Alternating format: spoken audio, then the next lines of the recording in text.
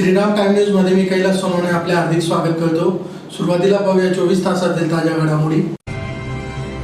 उपमुख्यमंत्री देवेंद्र फडणवीस यांच्या हस्ते सुलवाडे जामफळ कनोली उपसा योजनेअंतर्गत बंदिस्त नलिका वितरण प्रणालीचा भूमिपूजनाचा सोहळा संपन्न। धुळे महानगर भाजप युवा मोर्चाच्या फलक अनावरणाचा सोहळा संपन्न। उपमुख्यमंत्री देवेंद्र फडणवीस यांच्या दौऱ्यादरम्यान आंदोलन करणाऱ्या काँग्रेस कार्यकर्त्यांना पोलिसांनी घेतले ताब्यात। आणि गल्ली नंबर 5 येथील हिंदू एकता गणेश मंडळाच्या आरसाचे माजी खासदार डॉक्टर सुभाष भामरेंच्या हस्ते करण्यात आले उद्घाटन। आता बातमीपत्र विस्ताराने। शिंदखेडा तालुक्यातील सोडले येथे तापी पाटबंधारे विकास महामंडळामार्फत सुलवाडे जामफळ कनोली उपसा सिंचन योजनेअंतर्गत बंदिस्त नलिका वितरण प्रणालीचा भूमिपूजनाचा सोहळा उपमुख्यमंत्री देवेंद्र फडणवीस यांच्या हस्ते संपन्न झाला। यावेळी त्यांनी विरोधकांवर तोफ डागली। शिंदखेडा तालुक्यातील सोंडले येथे तापी पाटबंधारे विकास महामंडळामार्फत सुलवाडे जामफळ कनोली उपसा योजनेअंतर्गत बंदिस्त नलिका वितरण प्रणालीचा भूमिपूजनाचा सोहळा उपमुख्यमंत्री देवेंद्र फडणवीस यांच्या हस्ते मंगळवारी संपन्न झाला। कार्यक्रमाच्या सुरुवातीस आमदार रावल व नामदार महाजन यांनी उपमुख्यमंत्री फडणवीस यांचे गणरायाची मूर्ती व लाकडी नांगर देऊन स्वागत केले। तर उपमुख्यमंत्री फडणवीस यांनी आमदार रावल यांना शिंदखेडा रुग्णालयाचा 100 खाटांचा GR दिला।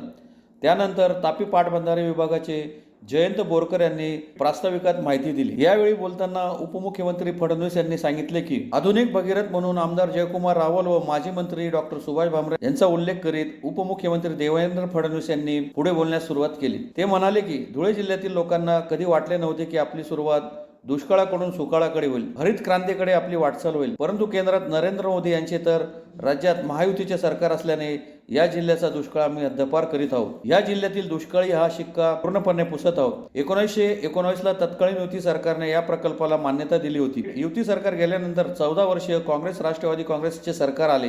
या सरकारने सुलवाडे जामफळ या प्रकल्पासाठी केवळ 26 कोटी रुपये दिले। खरं तर महागाईचा दर बघितला तर या 26 कोटींच्या कितीतरी पट किमती वाढवत गेल्या, परंतु त्याच्याशी या सरकारला देणे घेणे नव्हते। जेव्हा आमचे सरकार राज्यात आणि केंद्रात आले तेव्हा आपण पंतप्रधान मोदी यांच्याकडे विनंती केली व महाराष्ट्रातील दुष्काळाची जाणीव करून दिली। विदर्भ, मराठवाडा, उत्तर महाराष्ट्रातील दुष्काळ सदृश भागावर लक्ष केंद्रित करावे लागेल असे सांगण्यात आले। संपूर्ण देशात एकमेव महाराष्ट्र राज्य असे होते की ज्याला बळीराजा कृषी संजीवनी योजना मिळाली आणि यात सुलवाडे जामफळ योजनेसाठी तब्बल 30,000 कोटी रुपये पंतप्रधान नरेंद्र मोदी यांनी दिले। यातून आज अनेक धरणांचे काम पूर्णत्वाकडे असल्याचेही ते म्हणाले। आमदार रावल यांनी मला मंत्रिपद नको, PDN योजनेची मागणी केली। या योजनेमुळे शिंदखेडा तालुक्यातील 42,513 हेक्टर जमीन बागायती होणार आहे। प्रत्येक शेतात पिकाला पाणी मिळेल। हे काम केवळ डॉक्टर भामरे आणि आमदार जयकुमार रावल यांच्यामुळेच झाले। त्यामुळे आमदार रावल यांच्यासारखा लोकप्रतिनिधी काय चित्र बदलू शकतो हे त्यांनी दाखवून दिले। तापीच्या हक्काचे वाहून जाणारे 9.24 TMC पाणी अडून ते शेतकऱ्यांना दिले जाणार आहे। 32 पंपातून शिंदखेडा आणि 3 पंपातून धुळे तालुक्यातील गावांमध्ये पाणी दिले जाणार आहे। 728 किमीची पाईपलाईन केवळ शिंदखेडा तालुक्यात टाकत असून त्यातून शेतकऱ्यांच्या शेतापर्यंत पाणी दिले जाईल। संपूर्ण पाणी ग्रॅव्हिटीने शेतापर्यंत येणार असल्यामुळे विजेचा खर्च देखील कमी होणार असून या योजनेसाठी निधी कमी पडणार नाही अशी ग्वाही फडणवीस यांनी दिली। ते पुढे म्हणाले की आम्ही शेतकऱ्यांचे वीज बिल माफ केले असून सौर कृषी वाहिनीची योजना देखील आणली आहे। 12,000 मेगावॅटचे सौर विजेचे काम सुरू असून पुढील 2 वर्षात शेतकऱ्यांना 24 तास आणि दिवसा वीज दिली जाईल। रात्रीच्या विजेची आवश्यकता पडणार नाही। याबरोबरच धुळे जिल्ह्यातील अक्कलपाडा सद्यस्थितीत 65% भरले जाते। त्यामुळे जागा भूसंपादन करून 100% अक्कलपाडा कसा भरता येईल याची योजना देखील आम्ही तयार केली आहे। तसेच नारपार गिरणा प्रकल्पामुळे 10 TMC पाणी अडवून उत्तर महाराष्ट्राला देण्याचा निर्णय देखील घेतला आहे। जे आम्ही 5 वर्षात करू शकलो ते विरोधक का करू शकले नाही असा सवाल देखील त्यांनी केला। आज तुमच्याकडे जे तोंडवर करून येतात त्यांना हे 50 वर्ष का जमले नाही, तेव्हा तुम्ही शेतकऱ्यांना दुष्काळमुक्त का केले नाही असा जाब विचार असे आवाहन त्यांनी केले। मनमाड इंदूर रेल्वे मार्गामुळे धुळे जिल्ह्याचे चित्र बदलेल। पुढच्या काळात महाराष्ट्र इंडस्ट्रीजमध्ये धुळे जिल्ह्याचा समावेश होईल असे फडणवीस यांनी सांगितले। यावेळी नामदार गिरीश महाजन, आमदार जयकुमार रावल, माजी मंत्री डॉक्टर सुभाष भामरे यांनीही आपली मनोगते व्यक्त केली। कार्यक्रमास पालकमंत्री गिरीश महाजन, माजी मंत्री डॉक्टर सुभाष भामरे, शिंदखेड्याचे आमदार जयकुमार रावल, खासदार डॉक्टर शोभा बच्छाव, आमदार अमरीशभाई पटेल, आमदार काशीराम पावरा, आमदार मंजुळा गावित, माजी आमदार राजवर्धन कदममांडे, जिल्हा परिषद अध्यक्ष धरती देवरे, जिल्हा परिषद सभापती हर्षवर्धन दैते, माजी अध्यक्ष तुषार रंदे, भाजप जिल्हाध्यक्ष बबन चौधरी, भाजप धुळे शहर विधानसभा प्रमुख अनुप अग्रवाल, शहर जिल्हाध्यक्ष गजेंद्र रामपळकर, जिल्हाधिकारी जितेंद्र पापळकर, मुख्य कार्यकारी अधिकारी विशाल नरवडे, माजी महापौर प्रदीप करपे, बाळासाहेब बदाने, राम बदाने, संजीवनी सिसोदिया आदी मान्यवर उपस्थित होते. देशामध्ये मोदीजींचं सरकार आणि महाराष्ट्रामध्ये महायुतीचं सरकार आल्यामुळे या जिल्ह्याचा दुष्काळ आम्ही हद्दपार करतो आहोत आणि या जिल्ह्यावरचा दुष्काळी हा शिक्का पूर्णपणे पुसून काढण्याचं काम आज या ठिकाणी खऱ्या अर्थानं आपण करतो. मला अतिशय आनंद आहे. सुलवाडे जांभळ सारखा प्रकल्प गिरीश भाऊंनी सांगितलं. पूर्वीच्या काळामध्ये प्रकल्प कसे व्हायचे. 1999ला म्हणजे तत्कालीन युती सरकारनेच खरं म्हणजे या प्रकल्पाला मान्यता दिली आणि सरकार गेलं. 14 वर्ष या महाराष्ट्रामध्ये काँग्रेस राष्ट्रवादी काँग्रेसचं सरकार होतं. 14 वर्षात केवळ 26 कोटी रुपये त्यांनी सुलवाडे जामफळला दिले. म्हणजे वर्षाला 1.25 कोटी रुपये फक्त त्यांनी सुलवाडे जामफळला दिले.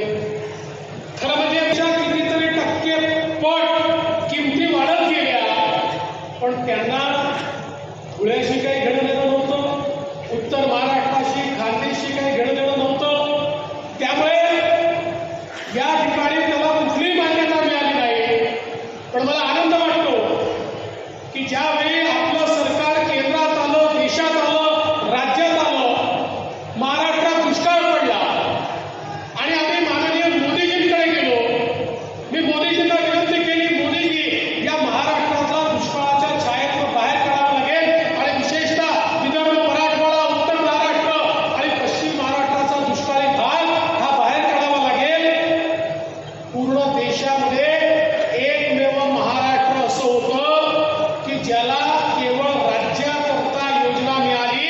त्या योजनेचं नाव बळीराजा कृषी संजीवनी योजना आहे आणि या योजनेच्या अंतर्गत 30,000 कोटी रुपये माननीय प्रधानमंत्र्यांनी महाराष्ट्राला दिले आणि महाराष्ट्राचं चित्र बनवलं.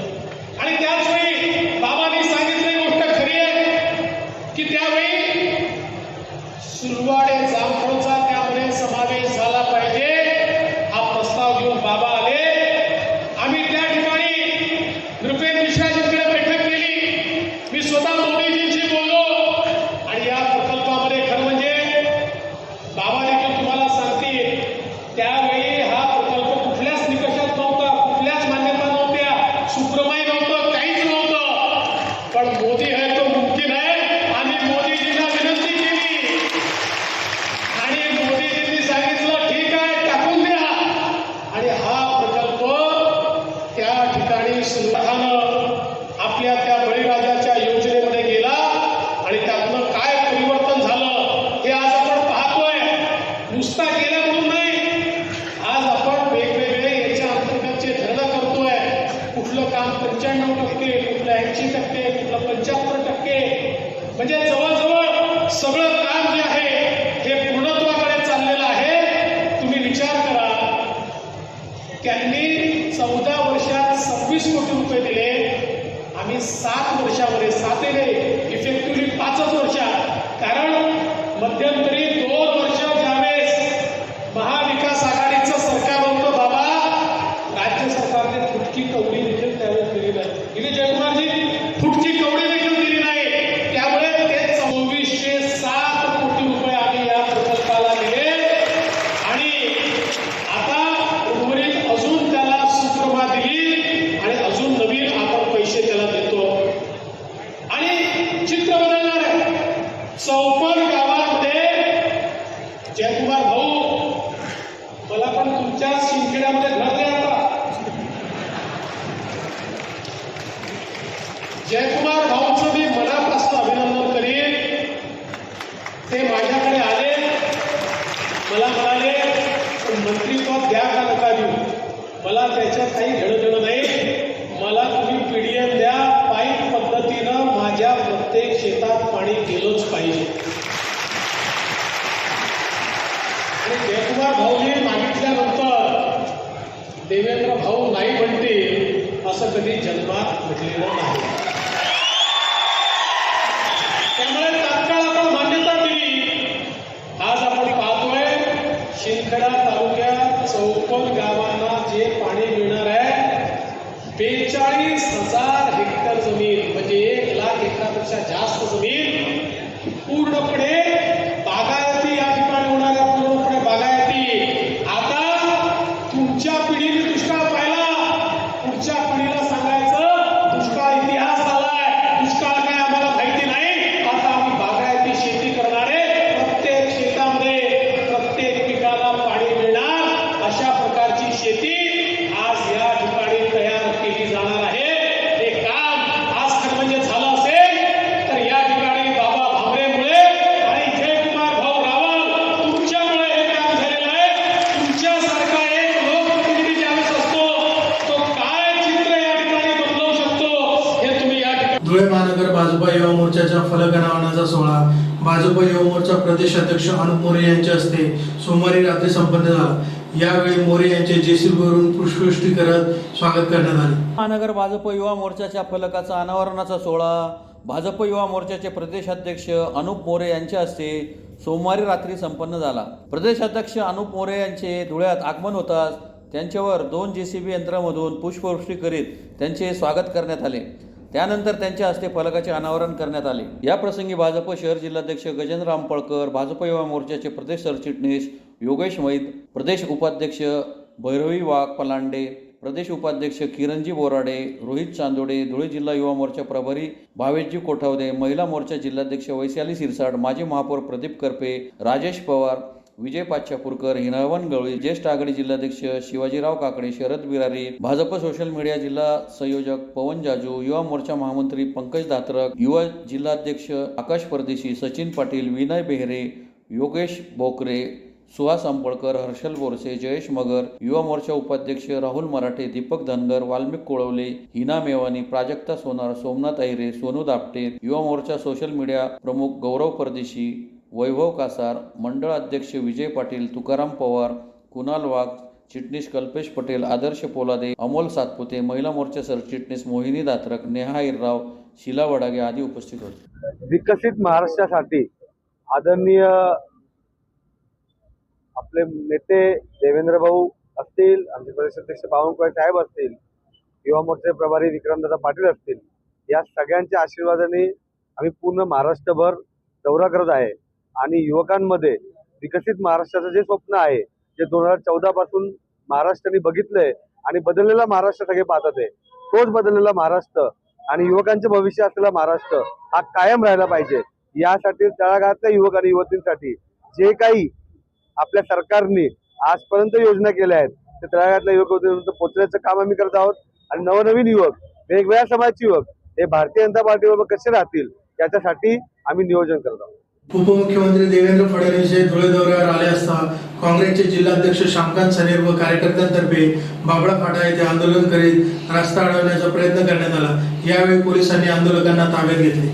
धुळे जिल्हा दौऱ्यावर आलेल्या उपमुख्यमंत्री देवेंद्र फडणवीस यांच्या विरोधात मंगळवारी काँग्रेसचे जिल्हाध्यक्ष श्यामकांत सनेर यांच्यासह कार्यकर्त्यांनी बाबळे फाट्यावर आंदोलन करीत रस्ता अडवण्याचा प्रयत्न केला. आंदोलकांना पोलिसांनी ताब्यात घेतले. आंदोलकांनी महायुती सरकार विरोधात जोरदार घोषणाबाजी केली. सन 2023 या खरीप पीक विम्याची धुळे जिल्ह्यातील शेतकऱ्यांचे 75% रक्कम अद्याप शेतकऱ्यांच्या खात्यावर जमा करण्यात आलेली नाही. परंतु खानदेशातील जळगाव व नंदुरबार जिल्ह्यातील शेतकऱ्यांच्या खात्यावर खरीप पीक विम्याची 75% रक्कम 15 दिवसापूर्वीच प्राप्त झालेली आहे. धुळे जिल्ह्यातील 75% पीक विम्याची रक्कम अद्याप वितरित करण्यात आलेली नाही. शासन पीक विम्याची रक्कम देण्यासाठी वेगळा सावत्रपणाची भूमिका घेत असून शेतकऱ्यांवर अन्याय करत असल्याचा आरोपही करण्यात आला आहे. तसेच शिंदखेडा तालुक्याचे आमदार विरोधकांवर दहशत माजवतात, पोलीस बळाचा चुकीच्या पद्धतीने वापर करून दडपशाही करतात असा आरोप देखील आंदोलकांनी केला आहे. पहिले गृहमंत्री असे आहेत की विरोधी पक्षांना जर त्यांनी शेतकऱ्यांची भूमिका मांडली, शेतकऱ्यांच्या अन्यायाच्या संदर्भामध्ये काही भावना व्यक्त केल्या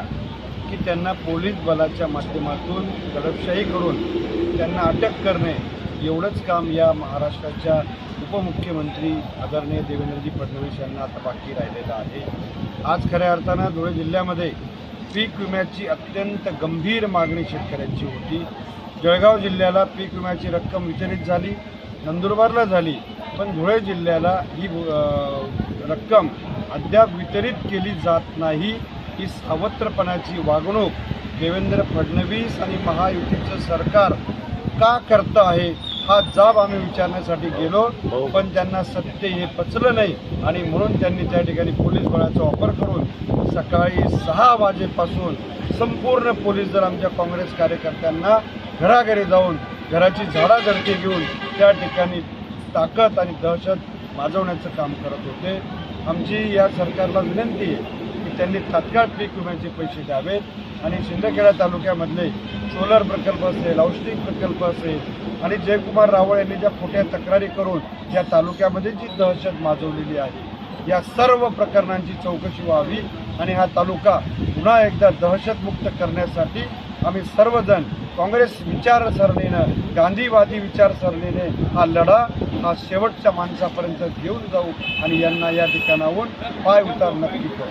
धुळे शहरातील गली नंबर 5 येथील हिंदू एकता गणेश मंडळाच्या आरसाचे उद्घाटन माजी खासदार डॉक्टर सुभाष भामरे यांच्या हस्ते सोमवारी संपन्न झाले. यावेळी भाजप युवा मोर्चा प्रदेशाध्यक्ष अनुप मोरे यांच्या हस्ते गणरायाची महाआरती करण्यात आली. धुळे शहरातील गल्ली नंबर 5 येथील हिंदू एकता गणेश मंडळाच्या आरसाचे उद्घाटन माजी खासदार डॉक्टर सुभाष भामरे यांच्या हस्ते सोमवारी संपन्न झाले.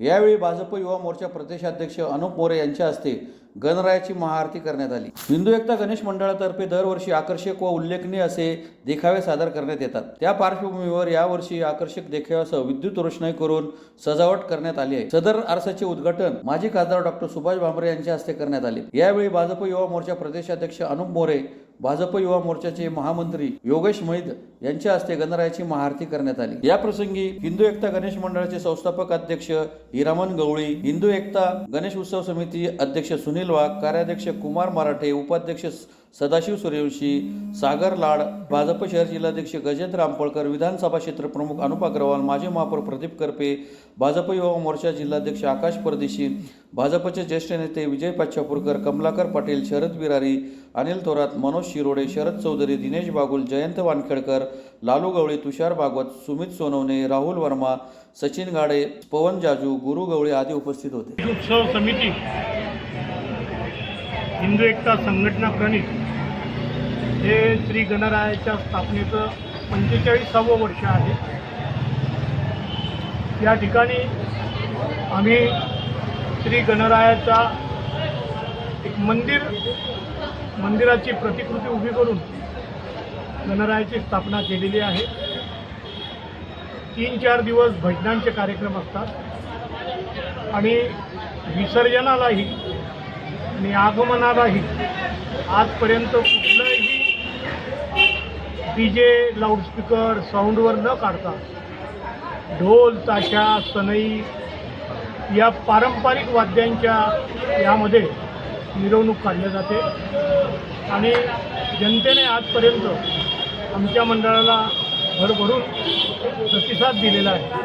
40 वर्षामध्ये मी 28 प्रथम क्रमांकाचे बक्षिसं मिळवलेली आणि म्हणून गणरायाने यावर्षी खूप चांगल्या प्रकारे भगवंताने पाण्याची उपलब्धता दिलेली.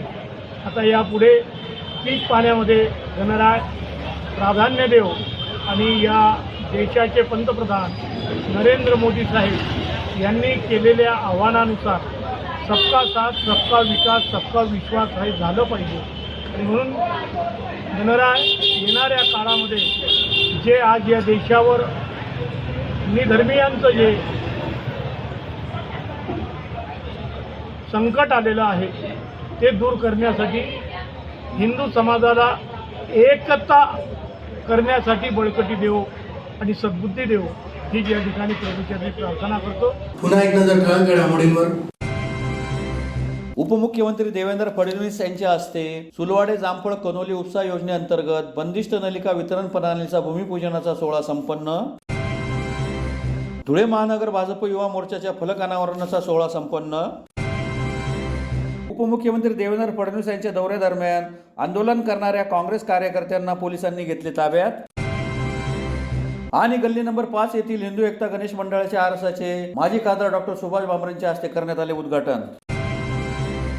याचबरोबर श्रीराम टाइम न्यूजचे बातमीपत्र संपले. दिवसभरातील ताज्या घडामोडींसाठी पाहत राहा श्रीराम टाइम न्यूज. भेटूया पुढील प्रसारणात. तोपर्यंत नमस्कार.